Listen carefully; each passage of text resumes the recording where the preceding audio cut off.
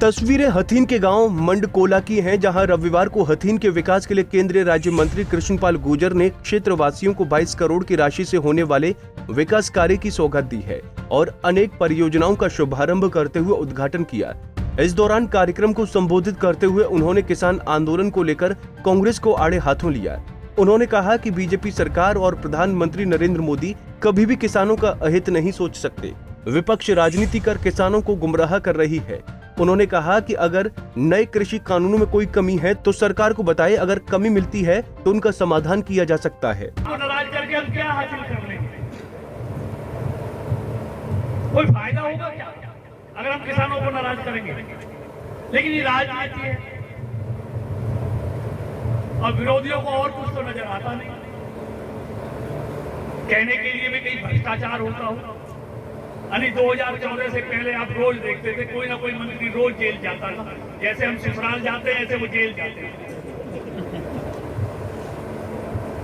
लेकिन पिछले 7 साल में कोई आदमी आपको जेल जाने की बात छोड़ो, किसी मंत्री पर कोई आरोप भी नहीं लगा पाया।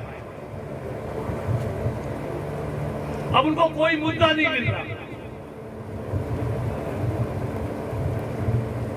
हमारे सामने हमने तो कह दिया उनसे, बेगर कानून में कोई कमी है तो आप बता दो,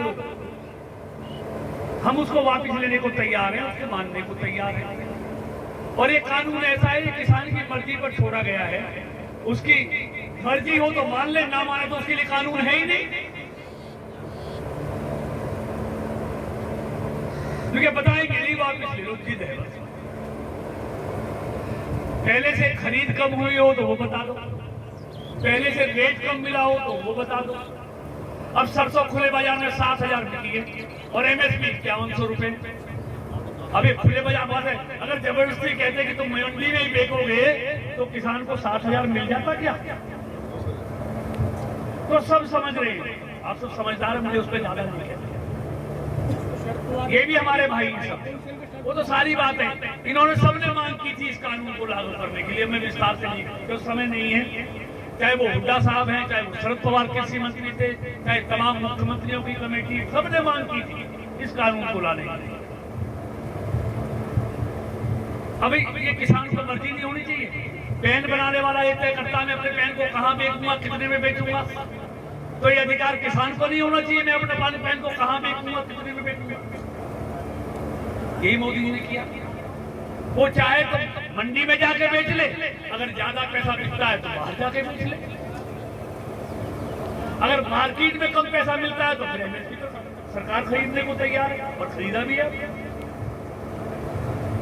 सारी फसल खरीद रहे हैं और ईमानदारी के साथ। ये मेरे कहने से नहीं है, आप वेबसाइट पे जाओ हर विभाग की, आपको मजा पता जाएगा 2009 से लेकर 2014 तक कितनी एमएसपी पर खरीद हुई और 2014 से लेकर 2019 तक कितनी एमएसपी पर खरीद।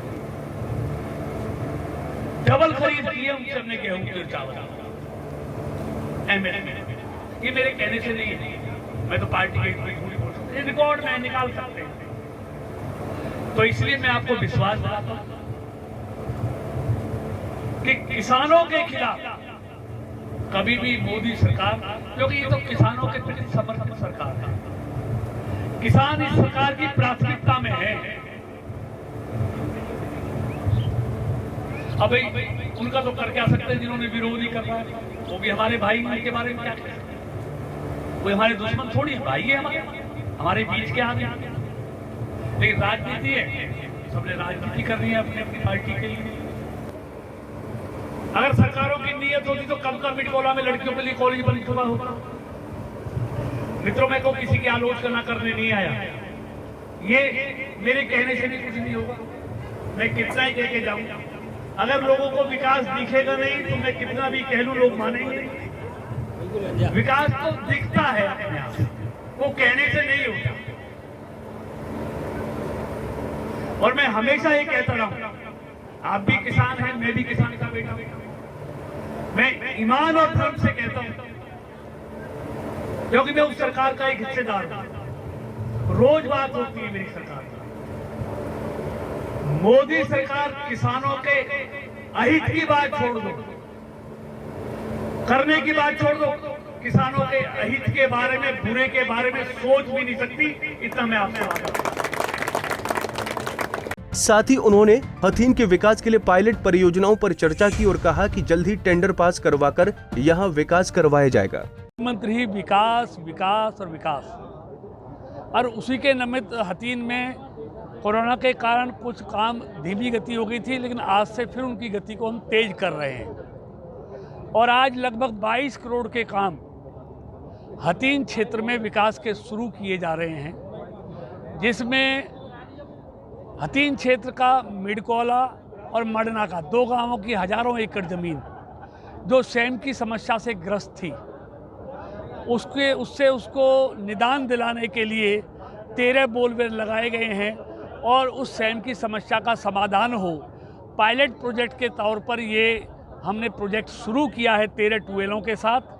तो अगर वो सफल होता है, मुझे उम्मीद है सफल होगा, तो इस तरह के जहाँ जहाँ स्वयं की समस्या है हथीन क्षेत्र में, वहाँ पर 54 बोरवेल और लगाए जाएंगे, जिससे किसानों की ज़मीन स्वयं से मुक्त हो सके और वहाँ पर फसल पैदा हो सके।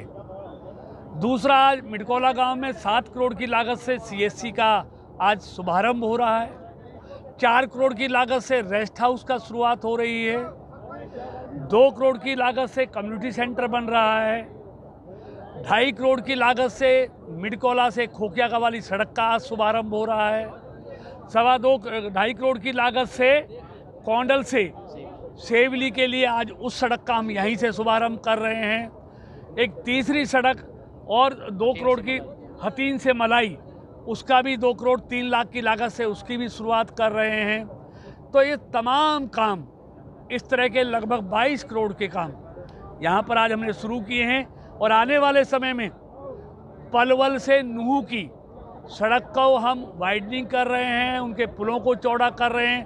उसके लिए सैद्धांतिक रूप पर मंजूरी मिल गई है, माननीय मुख्यमंत्री जी ने दे दी है और लगभग 100 करोड़ की लागत से पलवल से नूह रोड को मजबूत और चौड़ा किया जाएगा। ये भी काम कर रहे हैं और आने वाले समय में हथीन क्षेत्र की सभी सड़कें, चाहे वो मार्केटिंग बोर्ड की हैं, चाहे वो PWD की हैं, उन सबको दुरुस्त किया जाएगा। लगभग कब तक पूरे हो जाएंगे विकास कार्य? देखिए, सबका समय सीमा है टेंडर में, कोई 4 महीने, कोई 6 महीने है, कोई 5 महीने है, तो अगले 6। इसके अलावा उन्होंने कहा कि हथीन विधानसभा क्षेत्र जो पिछले 40 वर्षों से विकास कार्यों के लिए सरकार के मुंह ताक रहा था, अब यहाँ पर किसी भी तरह के विकास कार्यों में कोई कमी नहीं रहने दी जाएगी। इस अवसर पर उनके साथ हथीन विधानसभा क्षेत्र के विधायक प्रवीण जागर और अन्य पार्टी कार्यकर्ता के साथ साथ विभिन्न विभागों से संबंधित अधिकारी भी मौजूद रहे। पलवल से गुरुदत्त गर्ग, पंजाब केसरी टीवी। हमसे जुड़े रहने के लिए हमारे YouTube चैनल को सब्सक्राइब करें और नई वीडियो की नोटिफिकेशन के लिए बेल आइकॉन को दबाएं। अगर आप ये वीडियो Facebook पर देख रहे हैं तो लाइक जरूर करें और ज्यादा से ज्यादा शेयर करें। धन्यवाद।